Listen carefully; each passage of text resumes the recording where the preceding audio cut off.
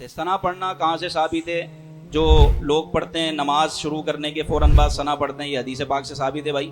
سنن ابو داؤد کی حدیث ہے، صحیح حدیث پاک ہے، ترمذی شریف کی حدیث ہے کہ نبی پاک صلی اللہ علیہ وسلم افتتح الصلاۃ، کہ اپنی نماز کی افتتاح فرماتے سبحانک اللہم وبحمدک وتبارک اسمک وتعالی جدک ولا الہ غیرک سے۔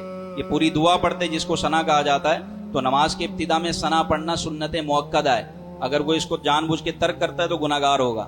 اور یہ جو احناف جو ثنا پڑھتے ہیں سبحانک اللہم وبحمدک، یہ بھی حدیثوں سے ثابت ہے، سنن ابو داؤد کی حدیث پاک ہے، اور اسی طرح سنن ترمذی کی حدیث پاک ہے کہ نبی پاک صلی اللہ علیہ وسلم جب نماز شروع فرماتے تو تکبیر کہنے کے بعد سبحانک اللہم وبحمدک وتبارک اسمک وتعالی جدک ولا الہ غیرک، یہ پوری دعا پڑھتے جس کو ہم ثنا کہتے ہیں۔ پھر اس کے بعد اعوذ باللہ پڑھتے، پھر بسم اللہ پڑھتے، پھر اس کے بعد پوری سورہ فاتحہ پڑھتے، یہ بھی حدیثوں میں سورہ فاتحہ پڑھتے، پھر اس کے بعد سورتیں پڑھتے، 3 آیتیں پڑھتے یا اس سے زیادہ آیتیں پڑھتے۔